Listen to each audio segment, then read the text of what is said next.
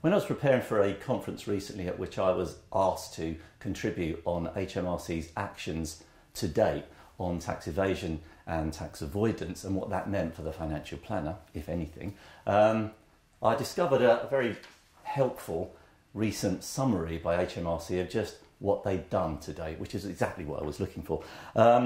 Here's a summary of what they have done, and it's quite an interesting reminder to us of just how extensive HMRC's actions in these two areas, tax evasion and tax avoidance, have been. They are clearly on it, so to speak. Number one, giving people opportunities to declare what they owe. So they've been saying, look, we've been given kind of amnesties to people. Come forward, declare what you've done in the past, and whilst we won't let you off the tax, there'll be no penalties and no criminal prosecution. The Liechtenstein disclosure facility, the Isle of Man, the Guernsey versions are all with us currently, but they end, remember, at the end of 2015. There'll be a kind of last chance saloon in 2016, but if you want to access those, you need to talk to your advisors about that now, says the message.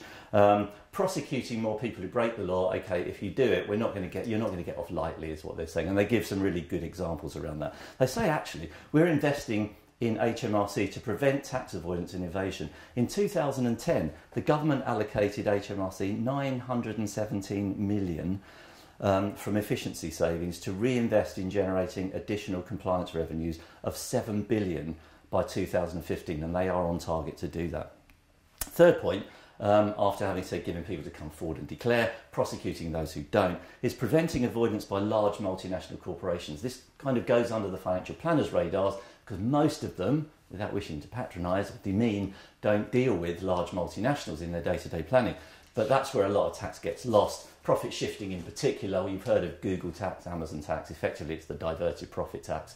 So through a combination of what the OECD are doing and what HMRC are doing ahead of that and aligned to that in the UK, you're seeing some effective action being taken against multinationals to, one, declare all of their profits, two, pay tax on the profits that have been shifted abroad, and then thirdly, information sharing amongst all of the countries in the OECD to make sure that every revenue authority in every country participating knows what the multinationals are doing in those countries in relation to revenue and profit generation.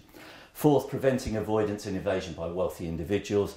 HMRC's affluent unit has been expanded significantly, so there's a real concentration on that area. Fifth, increasing our ability to identify offshore evasion and avoidance. There's been a very strong focus on offshore evasion and avoidance, as you could imagine, because that's where HMRC see a significant amount of tax being lost alongside the corporate tax avoidance and evasion through multinationals. They see a lot of offshore evasion being used by individuals.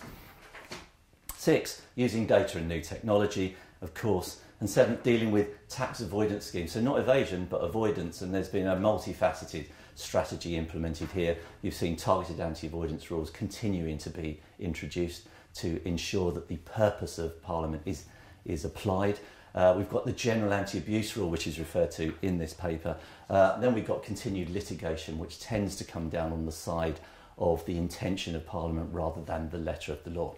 All in all, that sevenfold strategy appears to be working very well because the tax being gathered in is significant, the tax gap is being closed. But from all of that, we can take that individuals who enter into ordinary financial planning, using ordinary retail financial planning products and using the legislation and the reliefs in the way that they were intended by Parliament are absolutely fine. So the reassurance that can be given to clients around using pensions and ISAs and VCTs, offshore bonds, collective investments in an ordinary financial planning world, delivering incredibly effective results is absolutely fine and not something that will be challenged.